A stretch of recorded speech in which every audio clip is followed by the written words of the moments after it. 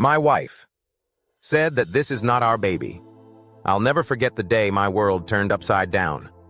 My name is Ethan, and I thought I had the perfect life. My wife Clara and I had been married for 5 years, and after a long, emotional journey of trying to start a family, we finally welcomed our son Noah into the world 6 months ago. He was our miracle, our little bundle of joy with Clara's bright blue eyes and my dimpled smile. Or so I thought. It was a sunny Saturday morning, and I was in the nursery, rocking Noah in my arms while humming a lullaby.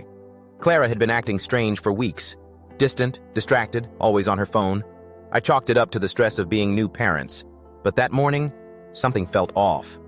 She walked into the room, her face pale, her hands trembling as she clutched her phone. "Ethan," she said, her voice barely above a whisper, "we need to talk." I looked up, smiling, thinking she wanted to discuss something mundane like Noah's feeding schedule. But the look in her eyes told me this was serious. My stomach twisted as I gently placed Noah in his crib and turned to her. "What's wrong, babe?" She hesitated, her eyes darting to the floor, then to Noah, then back to me. I don't know how to say this," she stammered, tears welling up in her eyes. "But this isn't our baby." The room spun. I felt like the air had been sucked out of my lungs.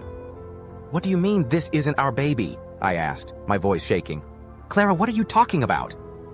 She broke down, collapsing onto the rocking chair, her sobs echoing through the nursery. Between gasps, she explained everything. During her pregnancy, she had been working late nights at her law firm, and one evening, after a few too many drinks at a company event, she made a mistake. A one-night stand with her colleague, Mark. She swore it was a one-time thing, that she regretted it immediately. But when she found out she was pregnant, she convinced herself the baby was mine. She didn't want to lose me, didn't want to destroy our marriage. "But a few weeks ago," she continued, her voice barely audible, "Mark reached out to me. He said he'd done the math and he suspected Noah might be his. I didn't want to believe it, Ethan, I swear. But I couldn't ignore it anymore. I got a DNA test done behind your back." My heart stopped. "And?" I managed to choke out, dreading the answer. She looked at me, her eyes filled with guilt and shame. "Noah isn't yours, he's Mark's." The words hit me like a freight train. I stumbled back, my mind racing. The baby I'd held, fed, and loved for 6 months, the baby I thought was my flesh and blood, wasn't mine. I looked at Noah, peacefully sleeping in his crib, and felt a wave of emotions I couldn't untangle. Anger, betrayal, heartbreak, and a strange, lingering love for the child I'd raised. I wanted to scream, to throw something, to storm out of the house and never look back. But instead, I stood there, frozen, staring at Clara as she sobbed. "Why didn't you tell me sooner?" I finally asked, my voice cold. "I was scared," she whispered. "I didn't want to lose you. I thought if I pretended everything was fine, we could just move forward. But I couldn't keep lying to you, Ethan. You deserve the truth." The truth. The truth was that my entire life had been a lie. The family I thought I had was built on a foundation of deceit. I didn't know what to do, where to go, or how to feel. Part of me wanted to walk away from Clara forever, but another part of me couldn't imagine leaving Noah. He wasn't my biological son, but he was still my son in every way that mattered. Or so I thought.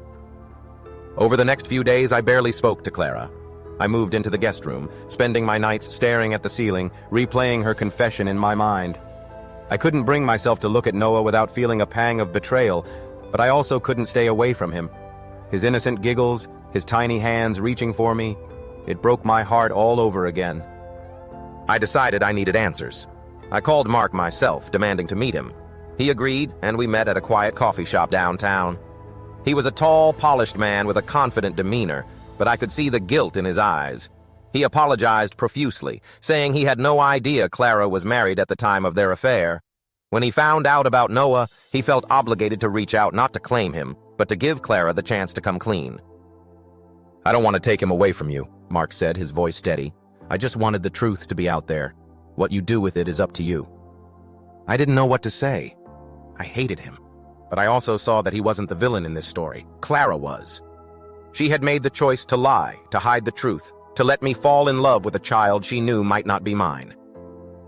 When I got home, Clara was waiting for me, her eyes red from crying. "What do we do now?" she asked, her voice trembling. I took a deep breath, trying to steady myself.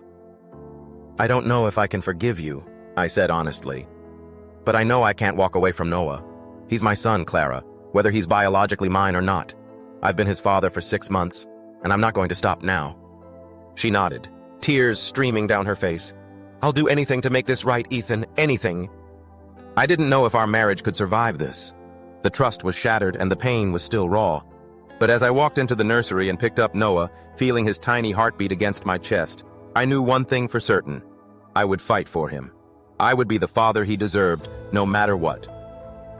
The road ahead was uncertain, but I wasn't going to let Clara's betrayal define our future.